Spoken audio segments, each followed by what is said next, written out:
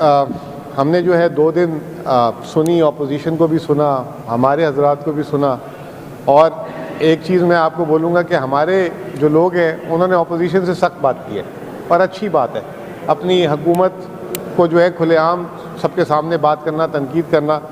ہمارے ملک میں اس چیز کا رواج کم ہے، کیونکہ پارٹی کے سامنے جو ہے ایوان میں لوگ جو ہے ذرا ہلکی بات کرتے ہیں تاکہ ناراض نہ ہو جائے۔ تو میں اپنے ساتھیوں کو بھی جو ہے اس چیز کی مبارکباد دوں گا، اور اچھی بات ہے کہ جو بھی چیز ہے تنقید انہوں نے کھل کے کی۔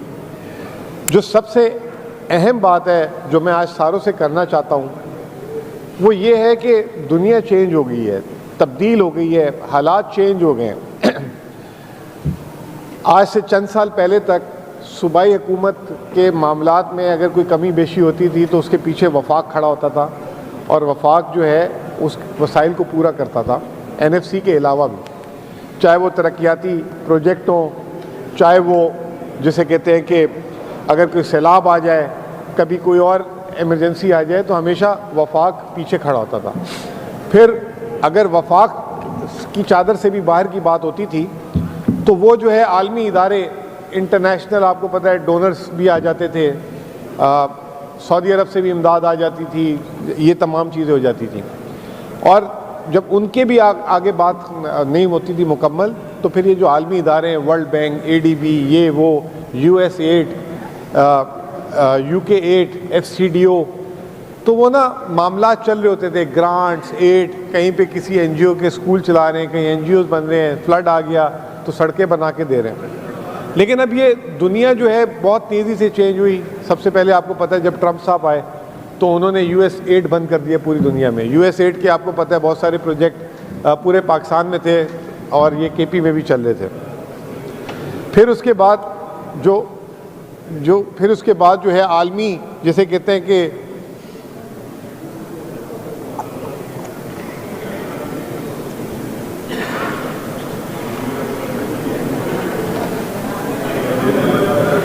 پھر اس کے بعد آپ نے دیکھا کہ عالمی پس منظر بھی چینج ہو گیا۔ اس کی سب سے بڑی نوید یہ ہے کہ جب پچھلے سال اگست میں سیلاب آئے تو سیلاب میں جو فلڈ رسپانس صوبائی حکومت کا امیجیٹ تھا، اور تاریخ میں پہلی دفعہ ہم نے جو ہے 3 سے 4 ہفتوں میں کمپنسیشن بھی دیے، ریسکیو ورک بھی کیا، بہت کچھ کیا، لیکن اس میں وفاق کی طرف سے بھی کوئی مدد نہیں آئی، اور اس کی وجہ یہی ہے کہ وفاق کے اپنے مالی معاملات، حالات، صرف KP میں سیلاب نہیں آیا، پنجاب میں بھی آیا، تو کہیں وفاق جو ہے نظر نہیں آیا ان سیلابوں میں۔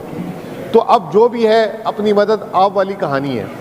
اب آپ یہ دیکھیں کہ آج کل جو جنگ شروع ہوئی ہے اس کے بعد جو ہے باتیں آ رہی ہیں کہ پیٹرول کی قیمتوں میں ہوش ربا اضافہ ہو رہا ہے، اور ہو سکتا ہے کہ حکومت کو اگلے 2-4 دنوں میں پھر اضافہ کرنا پڑے۔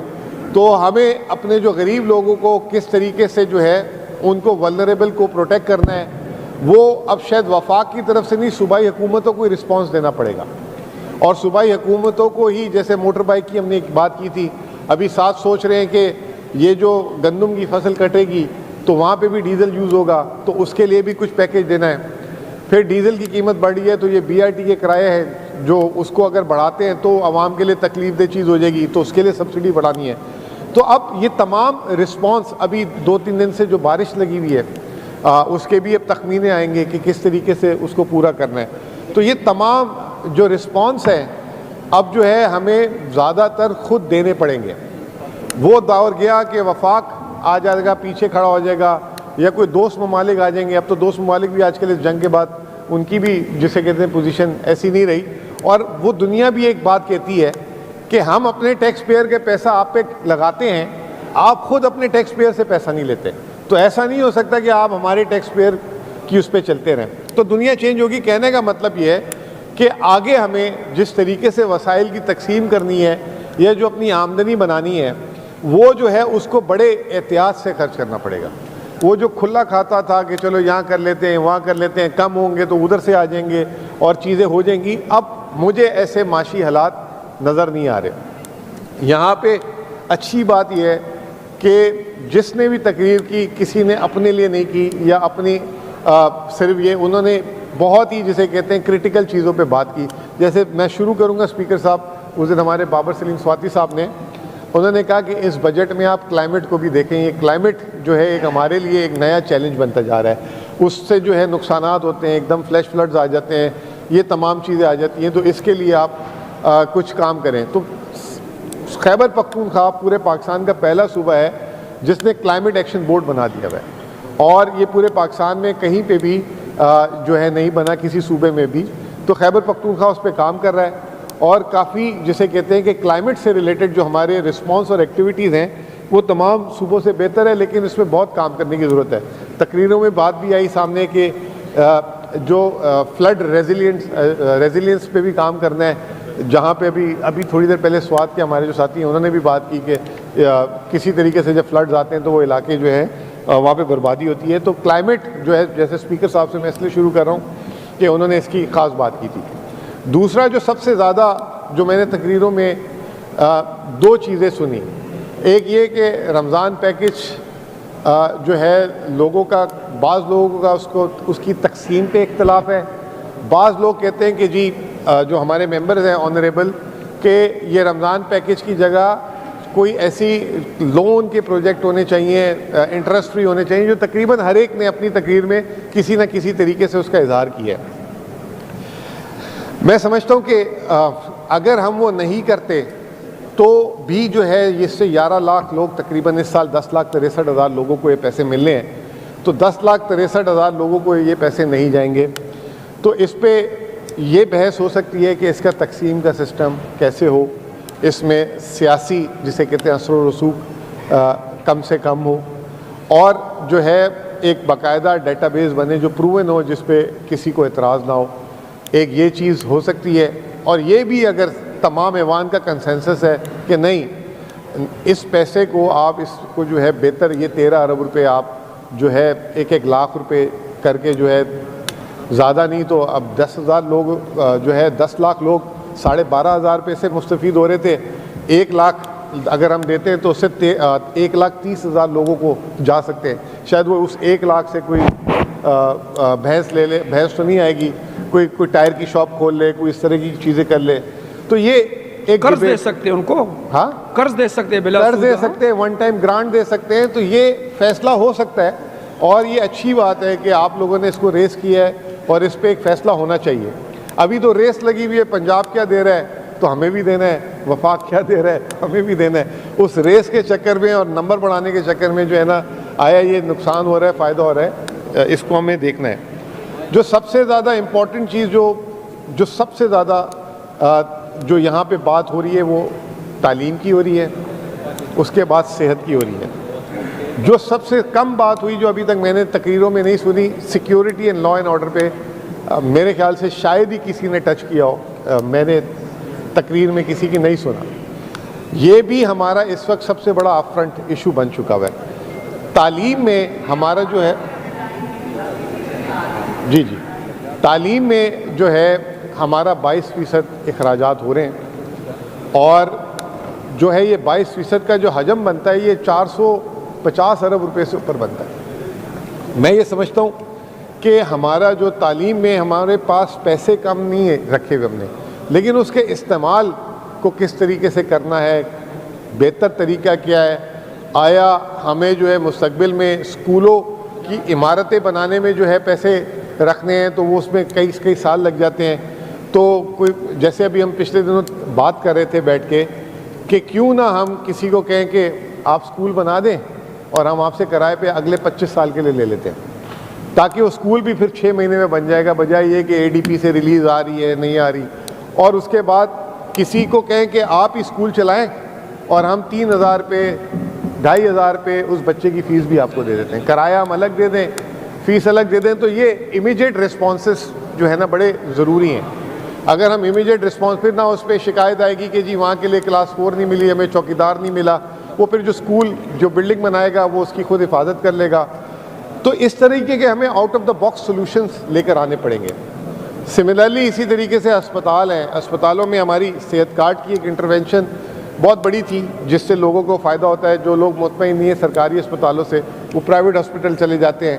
اس کی وجہ سے پرائیویٹ ہاسپٹل بہت سارے لوگوں نے بنا لیے کہ ان کو پتہ ہے علاج کے پیسے لوگوں کے پاس بھی نہیں ہیں تو حکومت دے دیتی ہے. جیسے کیتھ لیب کی بات ابھی پیچھے ہو رہی تھی, تو جب صحت کارڈ نہیں تھا اس وقت صوبے میں شاید چند ایک کیتھ لیبس تھی، اب وہ 12 سے زیادہ، میں بھول رہا ہوں اس میں کوئی فگر، شاید میرے سے غلطی ہو رہی ہے، لیکن میں جب بیٹھا تھا صحت کارڈ والوں کے ساتھ تو وہ کہہ رہے تھے کہ cath labs, private cath labs بہت بن گئی.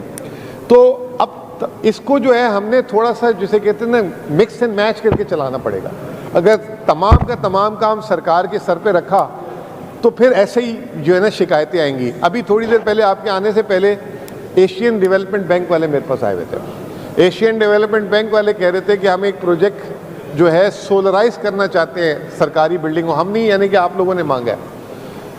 تو میں نے انہیں یہ کہا کہ چلے ہم آپ سے لون لے لیں گے، پھر اس کو سولرائز بھی کر لیں گے.